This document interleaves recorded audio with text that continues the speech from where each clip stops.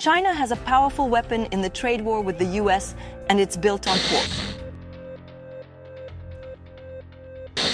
And China is stepping up efforts to cut its dependence on American farm products amid an escalating trade war, canceling record levels of US pork imports.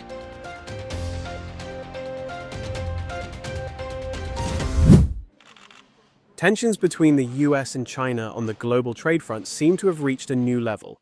This time, the spotlight is on pork exports, one of the United States' leading agricultural products. President Trump's trade strategy suffered another blow when China cancelled a significant portion of its pork imports from the US due to rising tariffs and cost pressures. For America's big farms and exporters, the cancellation could lead to losses of more than $1 billion a year. China, on the other hand, has already turned to alternative suppliers such as Spain and Brazil, preferring to take its huge market away from American producers. Before we start, don't forget to subscribe to our channel and turn on notifications and join our live broadcasts to be informed about the most up-to-date and critical developments as quickly as possible. You can also support us by liking our broadcast. Let's take a closer look behind the scenes of this decision and its possible implications. US agricultural exports have already been struggling in recent years due to counter tariffs imposed by China. However, the pork sector has been able to resist for a long time compared to other products thanks to its large-scale farm investments and high production volume. The American pork industry, which has a significant share in exports, especially to Asian markets, was making serious plans for the future, taking into account China's huge consumer base. But the eruption of the trade war and reciprocal duties and tariffs has put a damper on many of these dreams. Recent news reports indicate that China has cancelled pork purchases at the highest level of the year, leaving American producers surprised and concerned. And these cancellations are not just small numbers. In total, a market volume of nearly 1.1 billion is at risk. China is looking for new suppliers, both because of the price hikes and its strategic position to no longer be dependent on American meat. It is no coincidence that Spain and Brazil have stepped in at this point. Both countries have made serious strides in pork production in recent years, increasing their competitiveness. Spanish producers, in particular, have become increasingly preferred in the Chinese market thanks to their quality meat cuts and European Union standardization. Brazil, with its huge capacity in agricultural products and competitive prices, is at the top of China's list of possible alternative suppliers. Some global trade experts say China intends to reduce its dependence on the United States, not only for pork, but also for other agricultural products. News reports headlined "Tariffs Raise Prices, Now Pork Cancellations Begin" confirm that this trend is accelerating. China's so-called weaning off, that is, China's effort to get rid of its dependence on American farmers, can be read not only as a trade calculation, but also as a geopolitical move. When President Trump confronted China during his administration, he often made statements along the lines of, "The world already depends on us." With this approach, many American exporters hoped that they would not easily lose the Chinese market. However, China has shown that it can use the tariff war to its advantage. Imposing additional tariffs and procedural burdens on pork imports to the United States quickly drove up prices for American producers. This led Chinese importers to look elsewhere for more affordable options. Spain, with its ability to offer quality and competitively priced meat, quickly began to cement its place in the Chinese market. Brazil has similarly stepped up to meet China's growing demand by increasing its own production capacity. Now, these two countries are also competing with each other to fill the space vacated by the US in the huge Chinese market. In fact, the Chinese market is one of the world's largest pork consumers. Although the country has its own production facilities, when it struggles to meet domestic demand, it resorts to imports from abroad. For many years, the US had a significant share of this import market. But as agricultural and food products have become one of the most prominent weapons in trade wars, China has started to use these products as leverage against the US. Although there have been occasional instances of China making large duty-free purchases from American farms, this has usually been in the course of diplomatic negotiations or when it was possible to gain a price advantage from the US. Now, with tariff rates remaining high and domestic costs in the US rising, feeding the Chinese market is no longer as profitable as it once was. As prices rise, Chinese consumers are less likely to choose meat from the US, and importers are looking for alternatives, sending the message that we are not the only choice. This sharp decline in the pork industry could leave large-scale farm businesses in the US in trouble. Losses in excess of $1 billion a year would hit not only the big companies, but also the packaging, logistics, and transportation companies that supply them. And it may not be limited to pork. If China does indeed decide to divest from US agricultural products in general, similar cancellations could be on the agenda for everything from soybeans to corn and even wheat.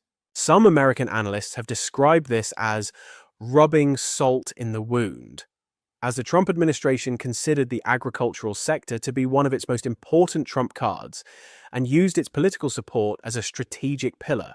Now, China's cancellations could put an economic strain on Trump's rural voter base, precisely the constituency that has been close to him. Trump is no longer president, of course, but he remains a political presence and wants to maintain his influence in American agricultural regions. The pork cancellations are therefore not only an economic loss for him, but also a political blow. On the other hand, it remains to be seen how these cancellations will affect pork prices in the US domestic market. Keeping the excess product that cannot be exported to China at home may lead to a short-term price drop in the US. However, if the sustainability of farms is disrupted, production capacity could be reduced in the long term and prices could rise again. In addition, regions such as the European Union and South America give their producers a competitive advantage by opening up more of the Chinese market. This could mean the decline of American producers in world trade. Not only China, but other Asian countries could similarly say American products are expensive and uncertain, and switch to suppliers such as Spain, Brazil, or Canada.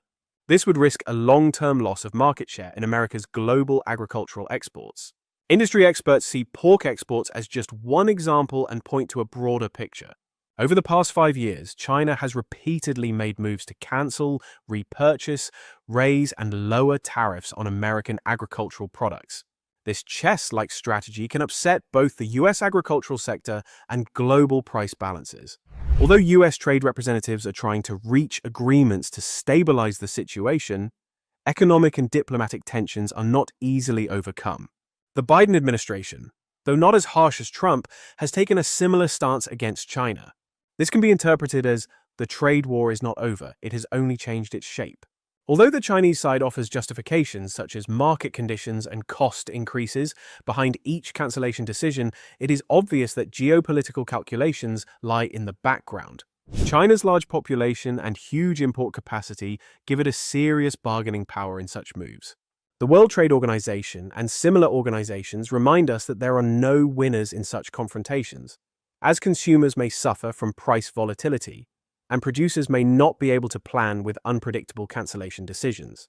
Still, in the global arena, it is not easy to avoid such rules. While the US and China are economically interdependent, political and strategic rivalries keep agricultural trade volatile. A seemingly simple food item like pork can turn into a leverage tool or a show of force in international relations. For now, China is winning, as Beijing diversifies its food security policy and strengthens its relations with solid suppliers such as Spain and Brazil. The US, on the other hand, is struggling to explain the news of market loss to its big farms. Despite Trump's claim that "I'm the best at trade deals," the reality on the ground seems to reflect the opposite. This blow to American agriculture is likely to spread to other products. In particular, there is talk that US imports of products such as soy and corn, which are highly consumed in China, may decrease and South American countries may step in. If these forecasts come true, China will more frequently use its tax weapon against the US, driving up prices. And even if the US reacts by saying, "That's not fair," the result will not change. Producers like Spain and Brazil would increase their global market share. This affects American farmers' decisions about whether to plant crops or raise livestock next year.